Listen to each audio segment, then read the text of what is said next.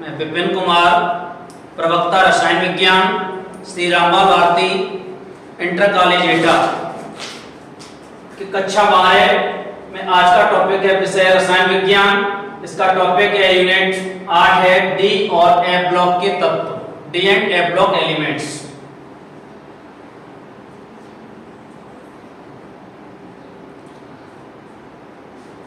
D block elements वे तत्व जिनमें अंतिम इलेक्ट्रॉन n-1 डी कोष में प्रवेश करता है, डी ब्लॉक एलिमेंट्स कहलाते हैं। या वे तत्व जिनमें अंतिम इलेक्ट्रॉन बाह्य कोष से पिछले डी कोष में भरे जाते हैं, डी ब्लॉक तत्व कहलाते हैं। इन तत्वों को आवर्त सारणी में एस तथा पी ब्लॉक के मध्य वर्ग 3rd, 4th, 5th, 6th, 7th, 8th, 1st, 2nd में स्थान दिया गया है। डी ब्लॉक तत्वों को 4 श्रेणियों में बांटा गया है, जिन्हें क्रम से 3D, 4D, 5D, 6D श्रेणी के नाम से जाना जाता है। देखिए, डी ब्लॉक तत्वों के दो बाह्य कोष अपूर्ण भरे होने के कारण तथा डी कोष आंशिक रूप से भरा होने के कारण डी ब्लॉक तत्वों को संक्रमण तत्व या ट्रांजिशन एलिमेंट्स भी कहते हैं। देखिए यहां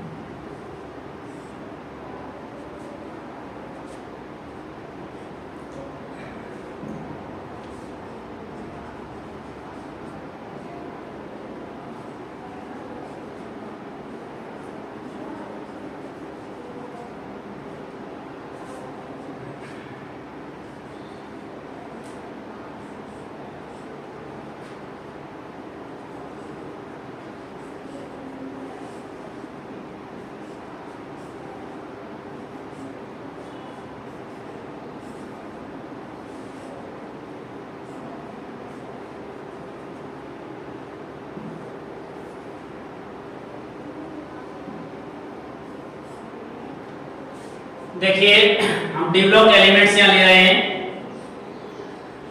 Mn एटॉमिक नंबर है इसका 25। इसका इलेक्ट्रॉनिक विन्यास कॉन्फ़िगरेशन करूंगा यहां। देखिए S में अधिकतम 2 इलेक्ट्रॉन भरे जाते हैं। S के बाद हम S को कट करेंगे, 2 2 4। अब Sp ये एरो है, ये इसका हेड है, ये पीछे टेल की तरफ से इलेक्ट्रॉन भरते जाओ। S में 2 इलेक्ट्रॉन, P में 6, D में 10, F में 14। अब यहाँ P में 6, 2 2 4 6 10, 2 12, 6 18, 2 20, 20 और 5 25। अब अंतिम इलेक्ट्रॉन देखिए, ये जा रहा है D में। डेफिनेशन बताई थी मैंने अभी। वे तत्व जिनमें अंतिम इलेक्ट्रॉन n-1 डी कोष में भरे जाते हैं, डी ब्लॉक एलिमेंट्स कहलाते हैं। n कहते हैं किसी तत्व का बाह्य कोष, यहां देखिए 4 है, ये 4। अब -1 डी, तो ये हो जाएगा 3D 5।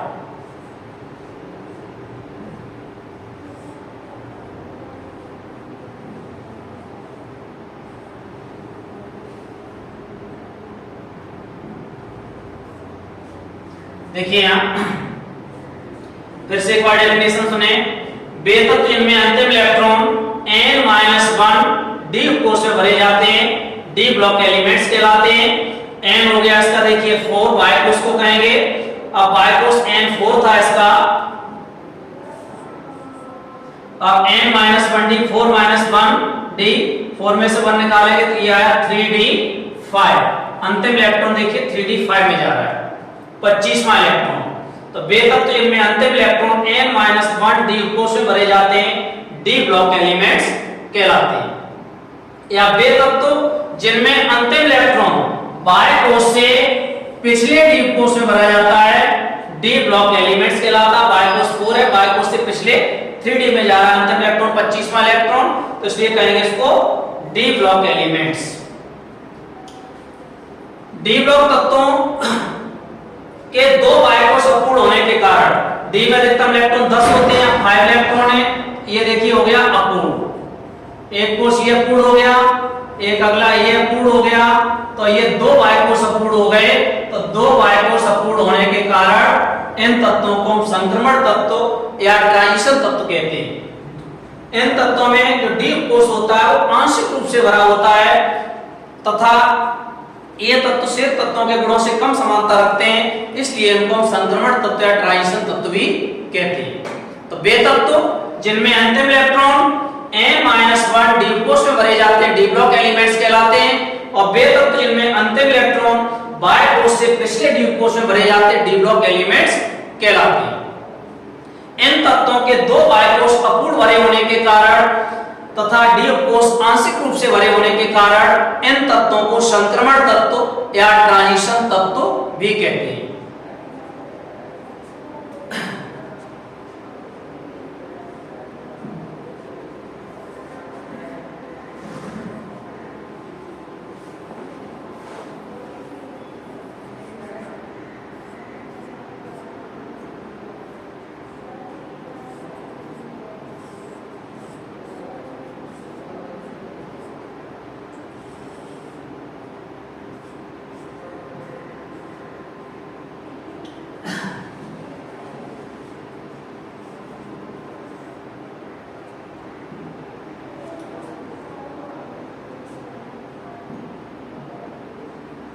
देखिए डी ब्लॉक तत्वों को आवर्त सारणी में एस तथा पी ब्लॉक के मध्य वर्ग 3rd वी, 4th वी, 5th वी, 6th वी, 7th वी, 8th, 1st वी, 2nd वी में स्थान दिया गया है। आवर्त सारणी में वर्ग 0 और वर्ग 8 को छोड़ करके शेष सभी वर्गों को ए और बी उपवर्गों में बांटा गया है। तो देखिए इन तत्वों को देखिए हमने श्रेणियां बताई थी आपको 3D, 4D, 5D, 6D श्रेणी कहते हैं। 3D श्रेणी क्या होती है कि वे तत्व जिनमें अंतिम इलेक्ट्रॉन जो होता है वो 3D ऑर्बिटल में प्रवेश करता है उसे हम कहते हैं 3D श्रेणी। अंतिम इलेक्ट्रॉन 4D ऑर्बिटल में प्रवेश करेगा उसे 4D श्रेणी, और वे तत्व जिनमें अंतिम इलेक्ट्रॉन 5D ऑर्बिटल में प्रवेश करता है उसे हम 5D श्रेणी कहते हैं, और वे तत्व जिनमें अंतिम इलेक्ट्रॉन 6D ऑर्बिटल में प्रवेश करता है उन्हें हम 6D श्रेणी कहेंगे।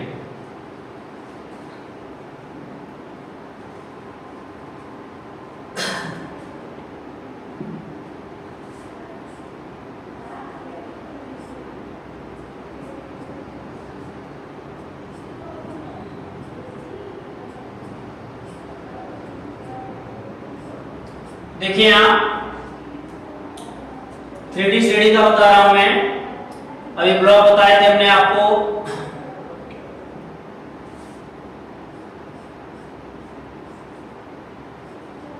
थर्ड वी, 4th वी, 5th वी, 6th वी, 7th वी, 8th, 1st वी और 2nd वी में स्थान दिया गया है।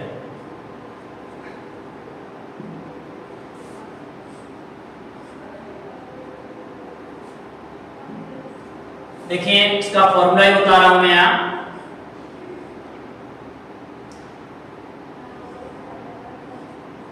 शक्ति वे कर मन फे को ने पूजन।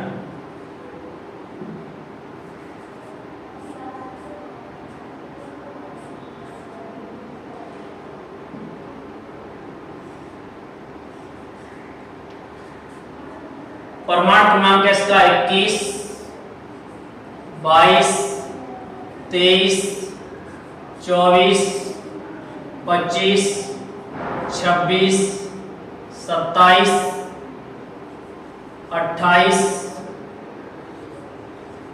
29, 30। तो ये देखिए 3D श्रेणी के तत्व हैं। इसमें फिर पुनः ले रहा हूं मैं, जैसे आयरन को ले लिया Fe, परमाणु क्रमांक है इसका 26।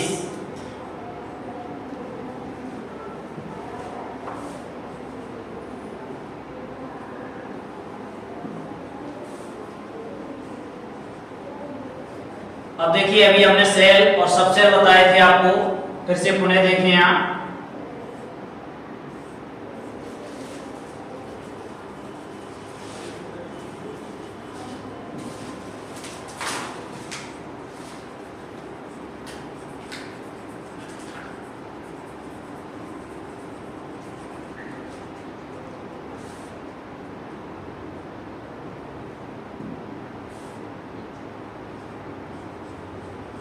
Cell, subshell.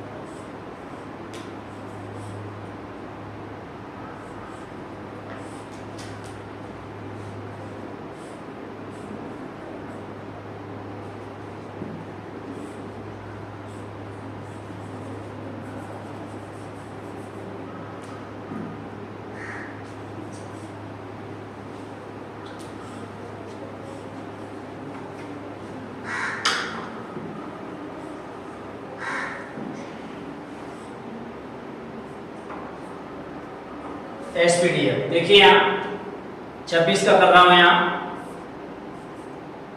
2,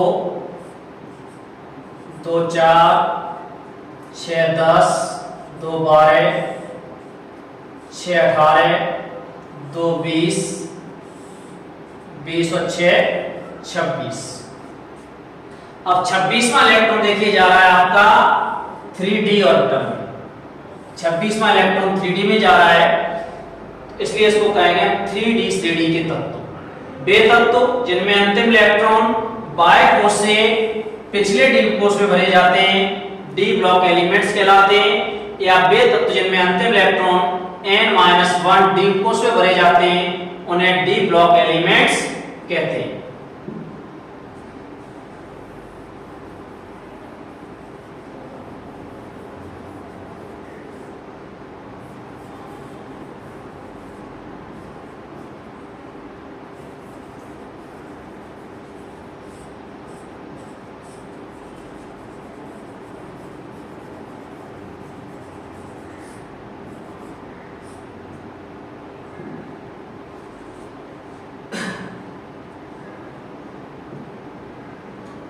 देखिए यहां सामान्य लक्षण जनरल कैरेक्टर्स। फर्स्ट पॉइंट है इसमें इलेक्ट्रॉनिक विन्यास, इलेक्ट्रॉनिक कॉन्फ़िगरेशन। डी ब्लॉक तत्वों के बाह्य कोश का इलेक्ट्रॉनिक विन्यास ns1 और 2 या ns0 तथा इसके पिछले कोश का n-1s2, n-1p6, n-1d12 10 होता है। तो देखिए यहाँ scandium, titanium, vanadium, chromium, manganese इन तत्वों का लिया गया है। तो देखिए बाह्य कोश का इलेक्ट्रॉनिक विन्यास आ गया है ns2 तथा इसके पिछले कोश का n-1s2, 4 में से घटा देंगे यहाँ 3s2, फिर n-1 p6, n-1 d12 10 होता है। इसी तरह से देखिए इलेक्ट्रॉन में ऐसा ही पीछे होता है, तो हमने आप कर लेंगे, यहां समझ में आ गया होगा। फिर से एक बार पुनः देख सकते हैं।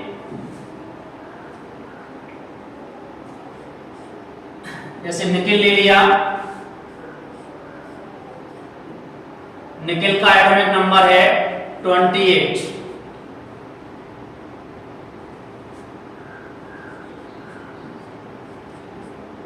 कोश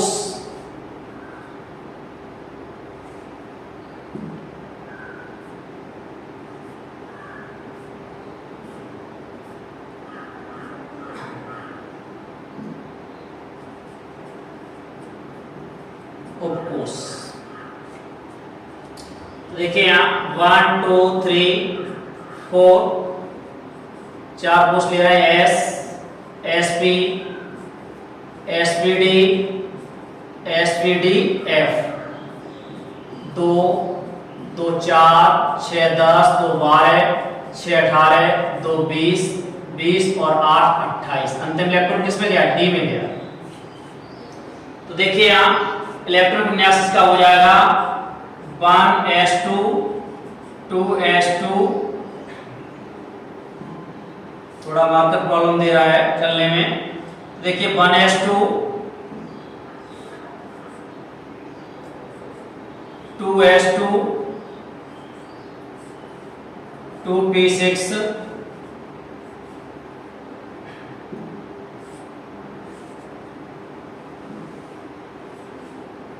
3s2 3p6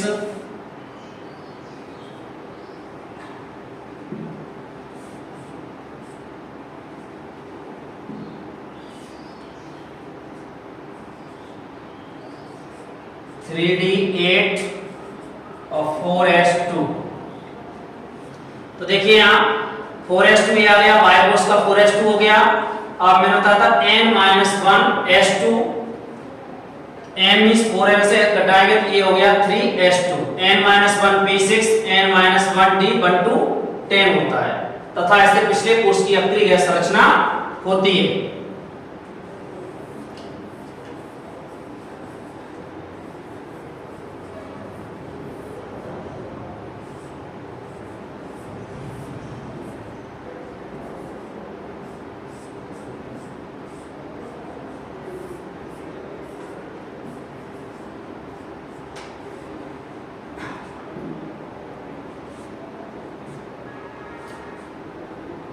अगला संयोजकता वैलेंसी।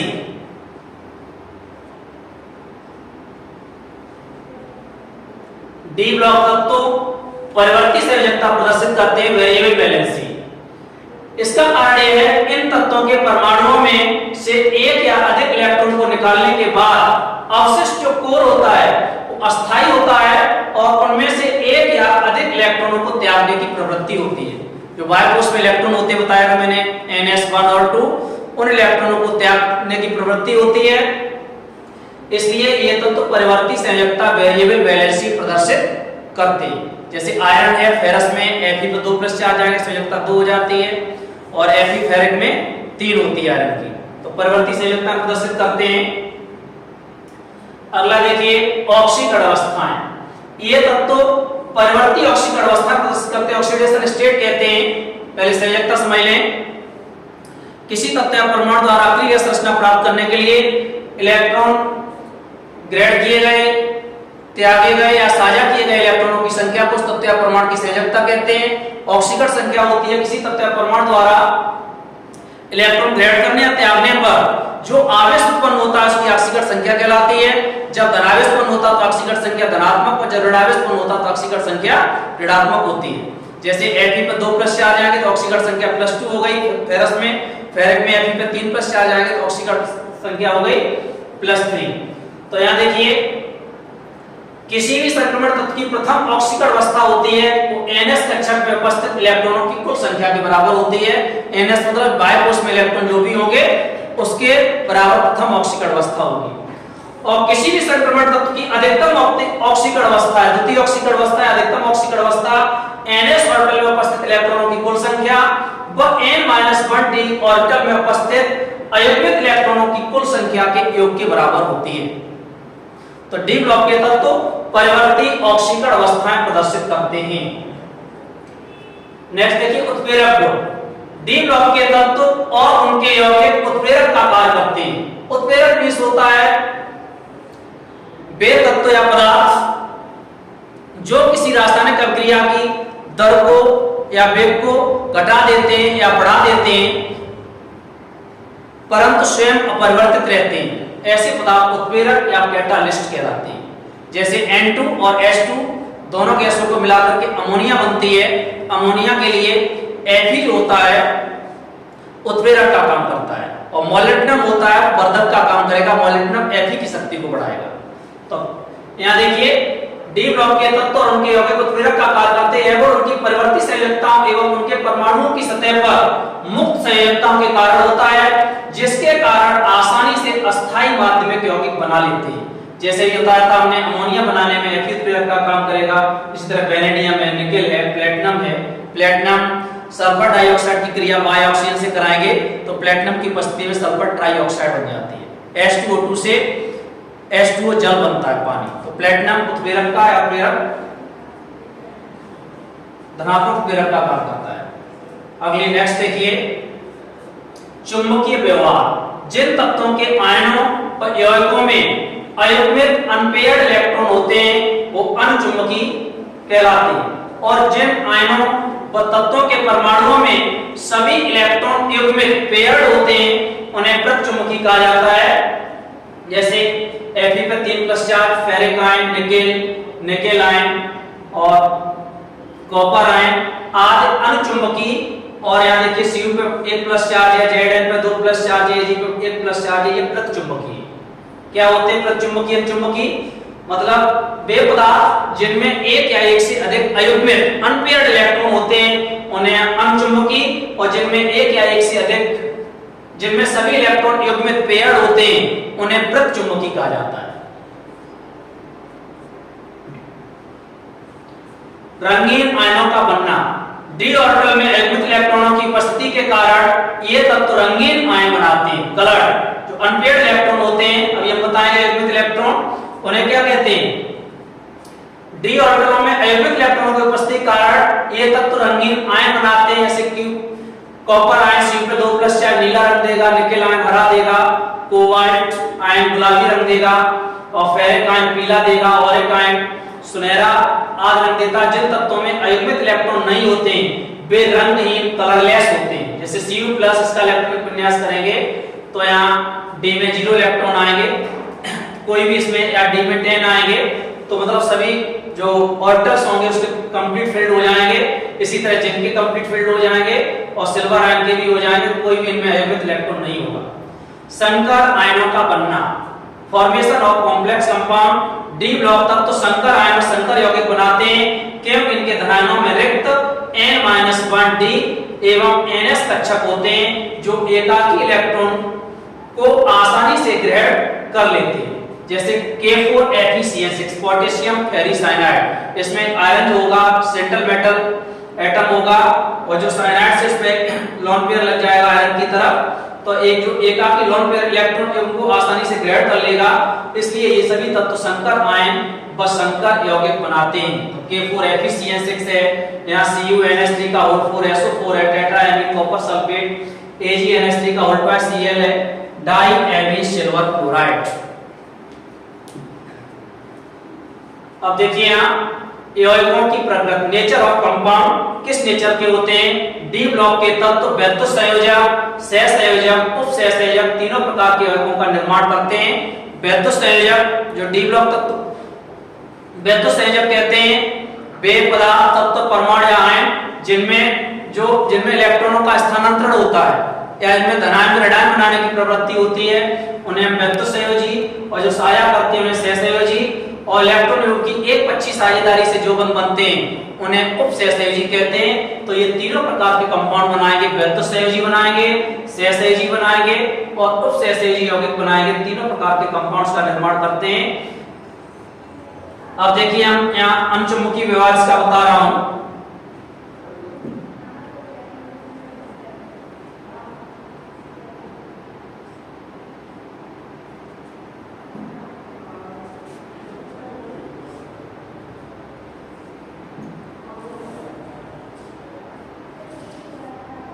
Fe पर देखिए यहाँ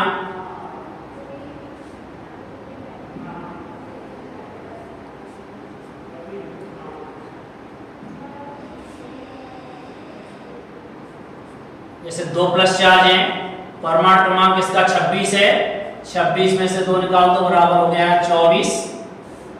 तो देखिए यहाँ अभी पीछे हम बता चुके हैं कोष और योग कोष sp spd spdf 2 2 4 6 10 2 12 6 18 2 20 20 और 4 24। अब यहाँ 2 इलेक्ट्रॉन त्याग रहा है ये, तो ये बायकोष वाले 2 इलेक्ट्रॉन यहाँ से और यहाँ पर फील्ड हो जाते हैं, तो +2 बराबर हो जाएगा यहाँ 6। तो अभी आ गया देखिए यहाँ 3d6।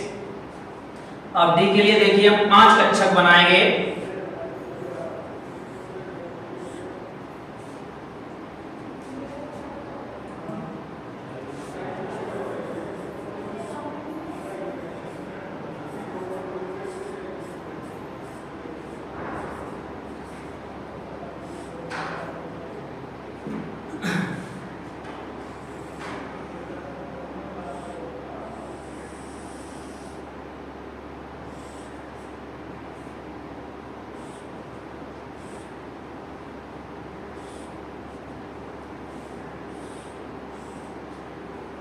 देखिए यहाँ अब डी में 6 इलेक्ट्रॉन है, 1 2 3 4 5। पहले एक इलेक्ट्रॉन भरते हैं नियम के अकॉर्डिंग, और बाद में युग्म बनेगा 5 और 1 6।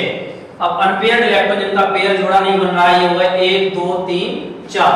तो जिनमें अयुग्मित इलेक्ट्रॉन होते हैं वो अनुचुंबकीय होते हैं, और जिसमें सभी इलेक्ट्रॉन युग्मित पेयर्ड हो जाते हैं उन्हें हम प्रतिचुंबकीय कहते हैं।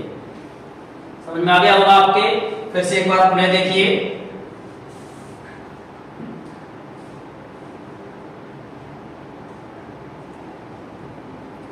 वे तत्व जिनमें अंतिम इलेक्ट्रॉन n-1 डी कोष में भरे जाते हैं डी ब्लॉक एलिमेंट्स कहलाते हैं, या वे तत्व जिनमें अंतिम इलेक्ट्रॉन n-1 डी कोष में प्रवेश करते हैं उन्हें हम डी ब्लॉक एलिमेंट्स कहते हैं।